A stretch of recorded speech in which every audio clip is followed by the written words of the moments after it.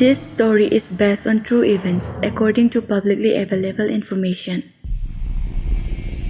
Mexico gi south laiba island asida dolls masing listing amaga chamanga hena akiba mawongda u panbi kaya da yanduna thami. Island asigi mamingna the island of the dolls. Video asida karigi damak life dibi kaya ama mafam asida thamlibano haiba du khangminasi.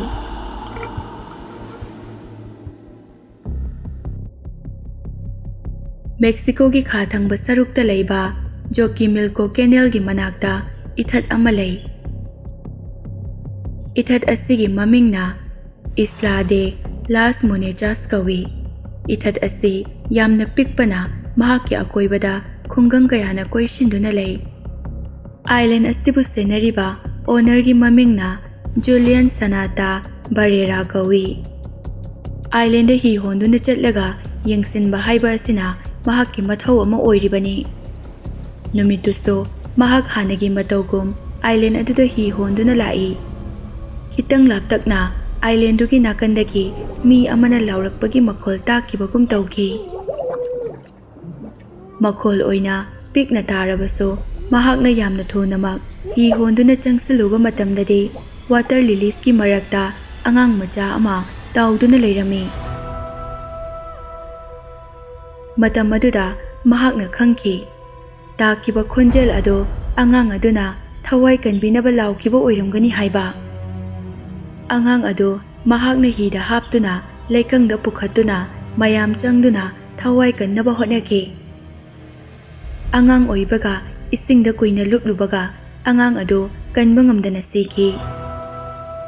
Numit adu magtada Julian na hi honduna mahakki island da amuk chatpada life dibi ama tawduna leirami. Angang aduna siramba manakta leirambana life dibi ado angang adugi soidana oiramgani haiba khangi. Angang adugi thawai kanba ngamhaudrabaso mahakki thawai duna khajiktang pelabadi haiduna life dibi adubu khunkatuna mahakki island da purakduna u amagi makhongda thamki. Angang ado matau karamna irakna duna siramlibano haibadi ngasi phauba kananasu khangdri. Numit adudagi Julian na island aduda chatluba khuding hana amukta takidriba khonjelda angang na kappa manbagi khonjel taba hauraki. Ithattu yamna pikpana mahak natana atopa mi kanasu laite haiba khangi. Julian na mahak naknana loinaba mamanaba singda life dibi amana mahakpu matam pumbada tamnaduna leire haiki. Mayamna mahakpu matam khara island aduda chattanaba kayarak hairami. Maduda mahakna angang aduna pendana sikibagi saphonglakpo oiramgani mangonda kariso akaiba tawrakte haina khumlaki. Angang dugi atama aduna penaba haraunaba haina tonganba makhal machugi life dibi kaya ama island aduda puraki. Laidabi mayam adu mahakna u mathakta kisinduna thami khara amana akiba mawongda awangba udagi yanthaduna leihali. Mahakna thajaki laidi mayam aduna sikraba angang adugi thawai na pengani haiduna. Matam kuina island adugi caretaker oiraga lakpana island adugi maramda mahakna ihen hena khangi. Yanduna leiriba dolls kaya aduda angang adugi thawai na changduna leire haibasi mahakki thajabani. Hek yengbada aki tujunglaba mihun thok thok lauba life dibi kaya mahakna island aduda pukiba ado mayamna uba hongnaraki. U khudingi mirang thanglaba laidi kaya yannaba hotnarami. Island aduda random oina dolls kaya yanba urakpadagi island asibu 1950 da the island of the dolls haina khangnaki. Ahing athengbada island adudagi angangna kappagi khonjel tabasi yawi. Julian ga khara naknaba miyoi singna mangonda asumna hairaki. Nahak hanadagi yamna hongle. Karino khangdaba sapu amana nangbu ithat asida toina kauksinba mali. Wafam ase achumba oigani haina mayamna so hainaraki.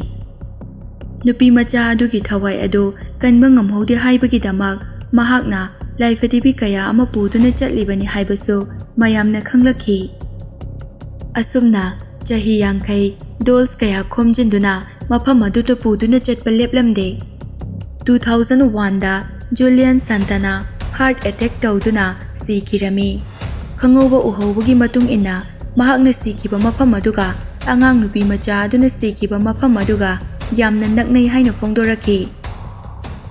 Island adugi akoibada laiba mi kayana Julian gi thawaiso laifadibi aduda changduna lairamlani hainaki. Nupaduna laikidraba matung island adu amuk hana tamnakidre. Tourist spot oirakduna foreigners kaya island asida ngasi phawba koiba laknari. Visitor kayana masa masagi dol purakduna mafam asida thamnabasu yawi.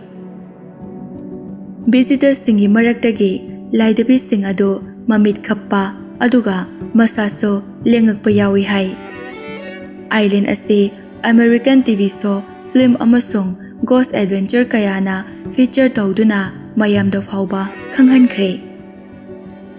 Island asida visit tawba pamlabadi Embarcadero Cumanco dagi chatpa yagani. Mafam asidagi island da yobada pung ama makai muktang changi. Ngasi phawbagi oinadi Trazinera khakta sizinaduna chatne. Anda viswasta yamna thajabana atopa bota chasi haiba kanana su yanade.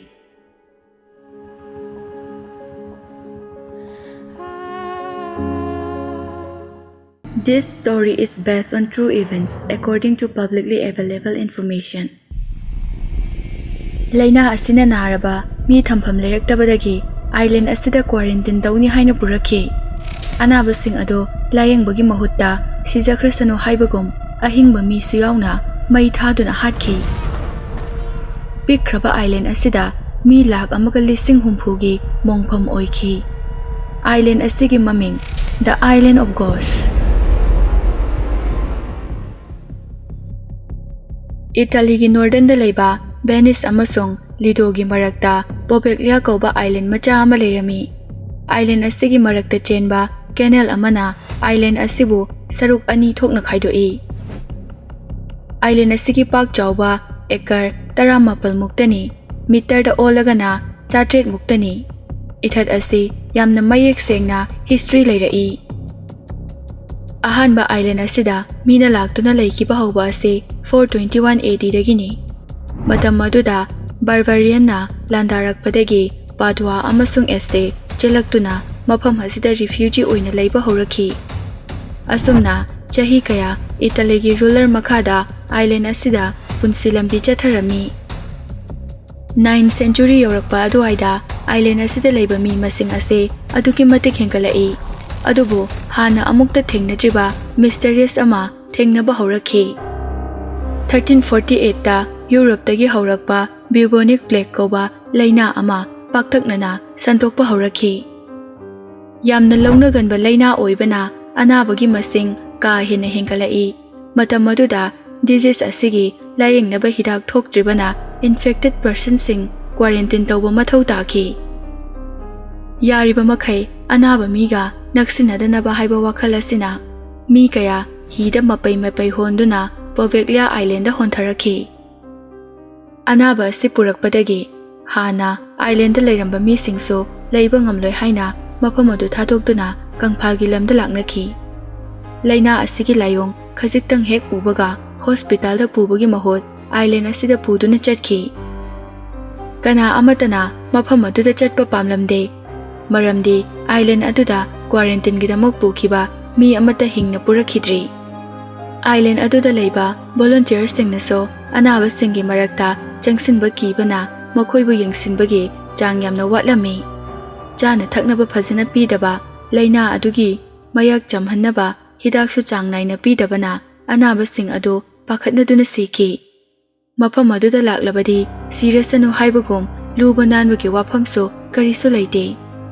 0.7 square kilometer oiba island aduda mi lak amaga lising humpu hena mapai mai thakhi. Asiba sing aduna mai chakraba matungda lemhauba ut aduna island asigi soil gi sarukta tangkhai oiri. Matang asida pushilakpa yabadi matam maduda history ibada khwaidagi maming chatpa Rocco Benedettina asumna ikhi. island adugi sick bed amakhaktada anaba mi ahum mari tasinduna hipminaba uki. Mafam adugi worker singna asiba hundoklaga mai thabada mikup amata pothaba phangkide. Mapung phane sidriba wasu ngangba ngamliba masa solaba anaba kayasu asiba marakta langsinduna mai thaduna hatkhi. 1353 da bubonic plague disease mayak jamkhraba matamda government na thamlamba rules khara komthorakhi. Mi kaya chatok sasin tawba hongnarakhi. Adubo thokhiba thodok aduna Poveglia island da mi amata changu haiba yakhidre. Chahi kayagi matung 1527 da matam madugi head of state na camel dolis mongta island ase nakhoi leijaro haina offer tawkhi. Lining basing aduna layu haiba yakhide. Akibagi oiribra natraga mongphomgi mafamda leining-dabagira chapchaba maram kanana su khangkhide.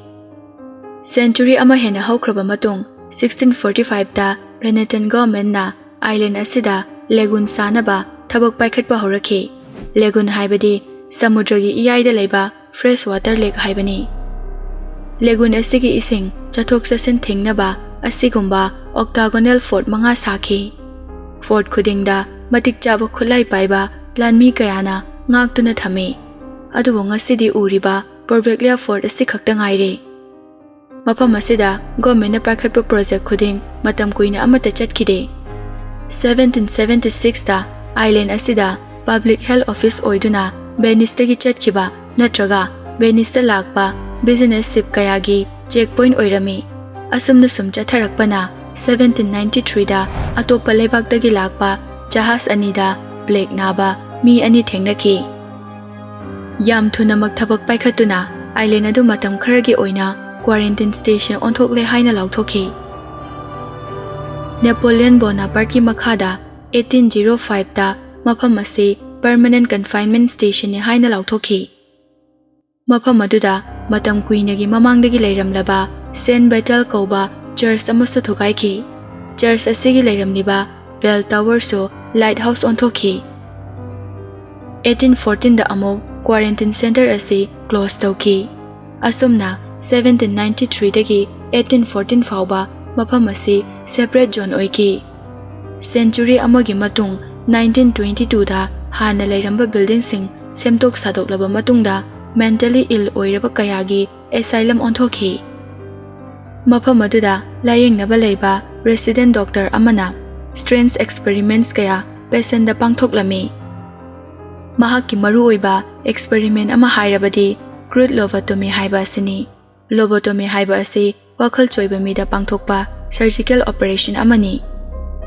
Experiment asina mai pakpadi labna thamkhraga mental problem leiba patient kaya sihanki amasong amuk hana recover tawba ngamloidaba mawongda anaba henjin hanki. 1930s aduwaida mahakna hatkhiba patient mayam aduna mahakku matung koin inaduna leibagum leifam chafam khanghankhide. Masina maram oiraga mahak tower bell dagi chongthaduna suicide tawduna sijaki. Mahakna hinglingaida ghost na mahakpo ahingda kihanbagi wari kayaso mahakki collecta lirami hai. Asylum oirambadagi nursing home da amuk onthokhi. 1968 da permanent oina close tawki. Island ase agricultural land oina matam khara amuk sizinarami. Masiso yamna kuina chatkide. Mapu leitabagom matam sangna kanana su changduna yengsinkhidre. State revenue henkatnaba condition kharagi makhada island ase 2014 da auction lauthokhi. Condition adu yamna yami maruiba ma hairagadi 99 years lease oiba sini. Chahi 99 gi matung state property amuk oini haiba wafam asida paisa paiba mi kharadi leiraroi haina hanki. Luigi Brugnaro kauba Italian businessman amana highest bid lauduna 513,000 euro da island adu leiki. Island adu semkatlage haina paisa thadaba horakpaga government amasung Luigi Brugnaro gi marakta lainakiba terms and condition adu khara yanadaba yaurakpadagi project pumba lepki. Nupa aduna island adu amuk yonthoklani haiki.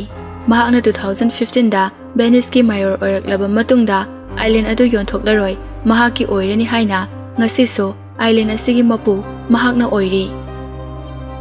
Island asida ngasi lairiba construction site singdi a canal, a church, a building, a prison, an asylum, a lighthouse, a housing and administrative building for the staff. Mafam asida mental asylum oirami haibagi amasung doctor na experiment kaya pangthoki haibagi evidence oina photo kaya lay.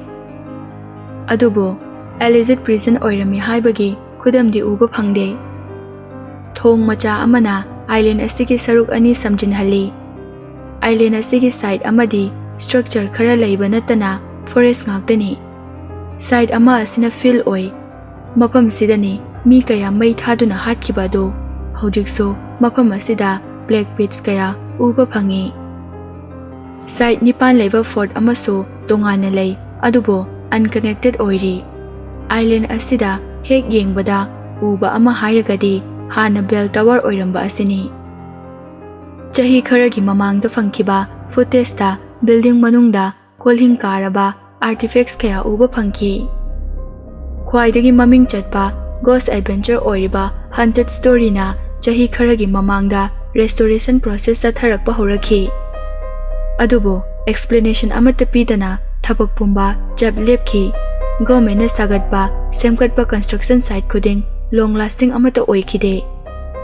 Local fishermen na marakta bell yaudraba tower adudagi bell khinglakpagi makhol tabasu yawi hai. Bubonic plague na hatkiba mental asylum leiringaida doctor na experiment da hatkiba amasung doctor masamaki thawaina island asida ngasi so leiri haiba asi miyamna thajanei. Ngasi so miyamna island asibo the island of ghosts haina khangnari. The scariest place on earth haiba list asigi manungda Poveglia island su chali. Mafam asida thokiba mysterious kaya asina miyamgi yaifan